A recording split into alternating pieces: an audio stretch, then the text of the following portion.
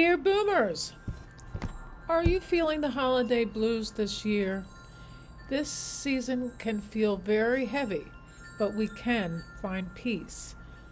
So, as the holiday season approaches, and it approaches rather quickly here, I want to talk about something that often goes unspoken. People don't like to admit that maybe they're feeling a little down or even depressed, or they don't really want to go to the holiday celebration.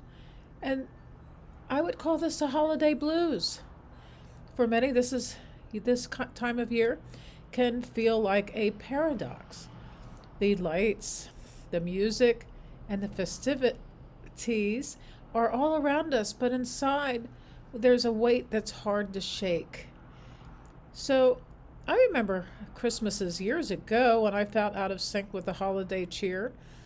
And a lot of that has to do with knowing that there's suffering in the world that never really settled for me. I knew that people were hungry, and I knew that people were homeless.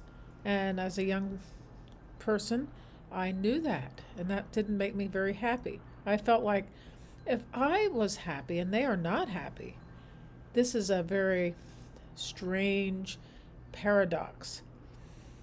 The loss of loved ones during the holiday always seems to trip up people. I know that my grandfather, whom I never met, died on Christmas Eve, and my father probably always held that loss in his heart around the Christmas holidays. So if you've ever felt a little bit of a heaviness around the holiday, Christmas, New Year's, you are not alone. The holiday affects millions of people.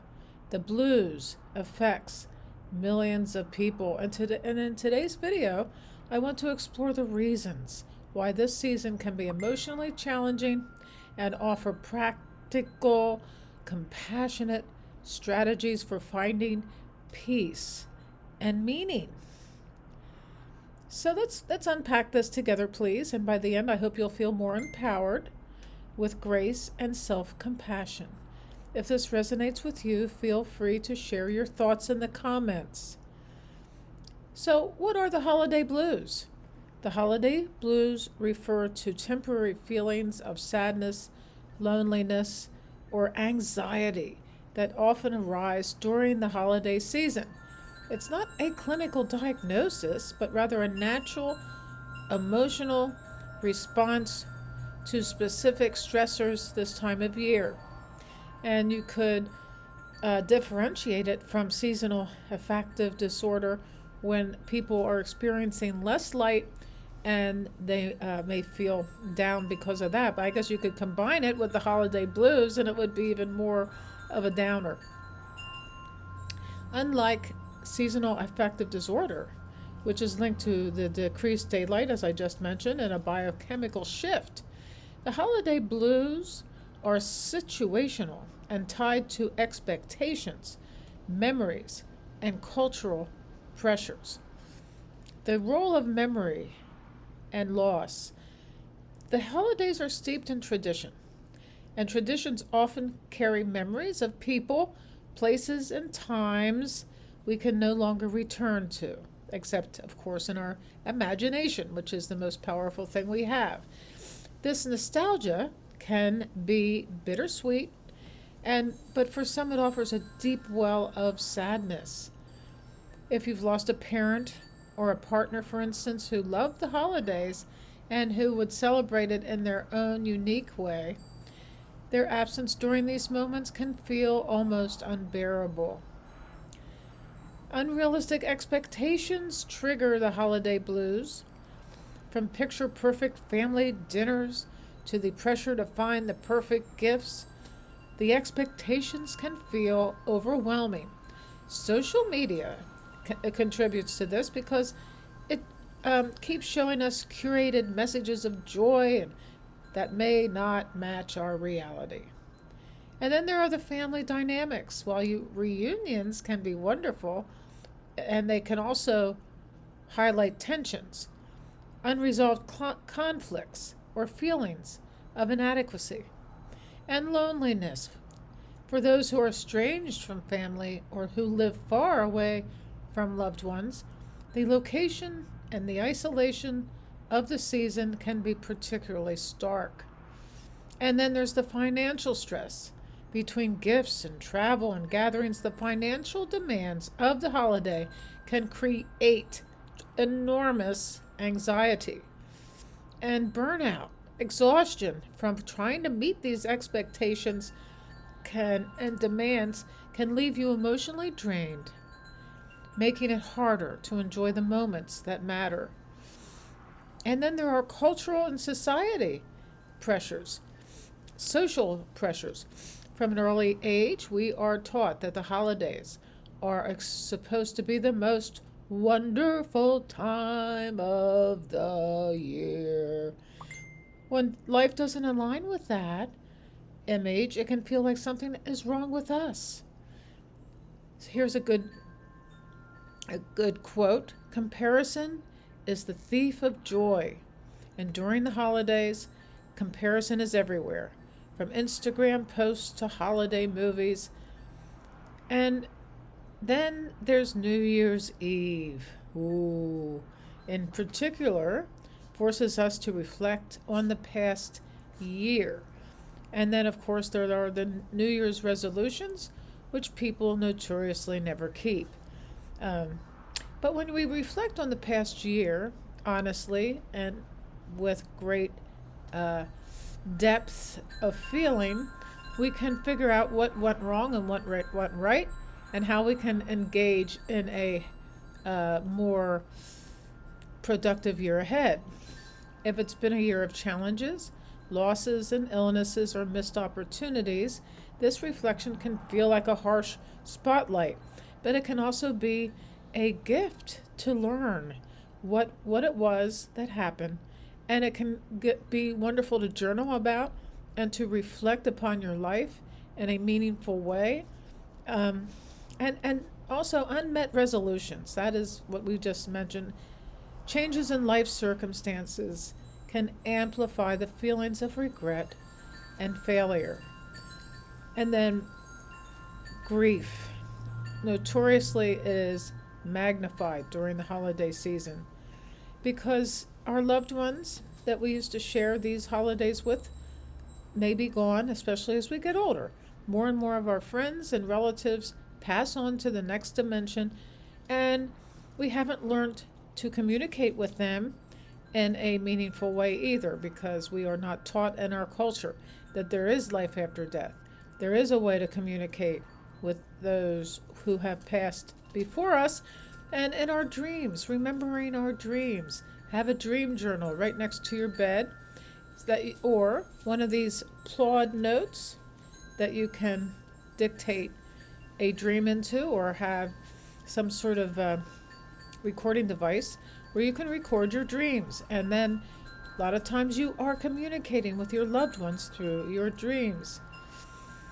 We may actually find that we are holding on to traditions that our loved ones cherished, or feel guilty for celebrating them without those traditions.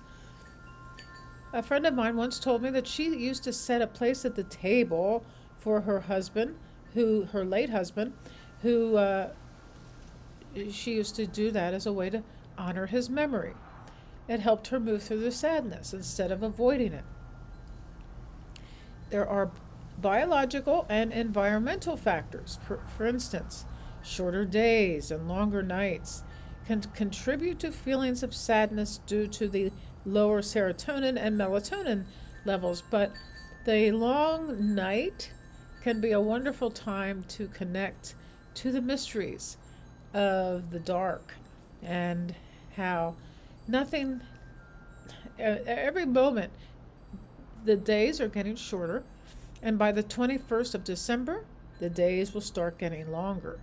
And we must realize that nothing is static in our lives. Everything is changing. So even without realizing it, the cold and the dark can make our emotional world either feel heavier, or let's reframe it, it can cause more solitude and reflection about the coming year and about the year that has gone by, and how we can improve our connections with other people. So we can reframe our expectations. Ask yourself what truly matters to you during the holidays. Let go of those traditions that feel forced and focus on what brings you joy or peace. Instead of a large, elaborate dinner, which a lot of times you might have to cook by yourself, consider a quiet potluck with close friends. Or replace gift giving with shared experiences, like a walk in the park or a game night. Give yourself permission to feel. If you're sad, feel it. If you want to cry, cry. If you feel lonely, acknowledge it without judgment. And so, if you do some mindfulness exercises by pausing, being in the moment, imagine the people that you love gently, like you would hold a child, for instance, and create your own traditions if the old ones just don't match who you are anymore. You can volunteer at a shelter, host a virtual gathering, or take a holiday trip. So let's see. Here is an idea. Write gratitude letters instead of Christmas cards. Send them out to your friends and tell them how much they mean to you. And then that would be something you can do instead of buying gifts. It becomes a very meaningful part of your holiday if you include that in your new tradition. If family gatherings are a stress or not an option, look to your family of choice, friends, neighbors, or community groups.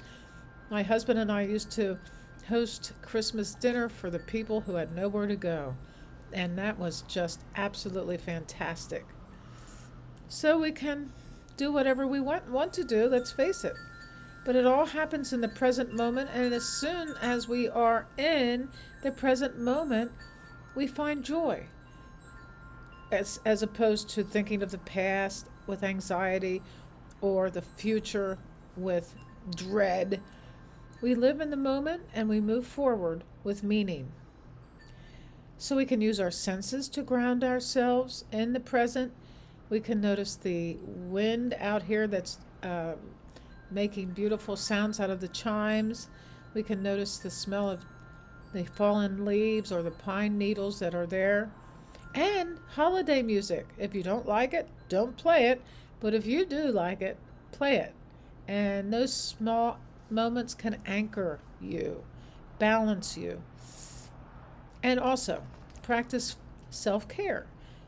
Prioritize rest, healthy meals, movement and meditation, even if it's just a 10-minute walk. And these small acts of care can stabilize your emotions. It's a good idea to set gentle intentions rather than rigid resolutions in the new year. Set intentions for how you want to feel or what you want to nurture in the new year. Instead of saying, I'm going to lose 10 pounds, saying, I will focus on nourishing my body and my mind. And then there's Ram Dass's wonderful quote, which we can revisit right now. It is important to expect nothing, to take every experience, including the negative ones, so-called negative ones, as merely steps on the path, and to proceed. See the holiday blues as an opportunity to take that next step on your journey, not a road map. So if you're struggling, remember this: the holiday blues are temporary. This season doesn't have to be perfect to hold meaning. You are enough just as you are. And what does perfect mean anyway? Be kind to yourself. Every small step you take towards joy or peace is a victory. So if you have anything you want to add to this, comment below. There'll be a video that shows up right here. Like and comment, and I will talk to you again.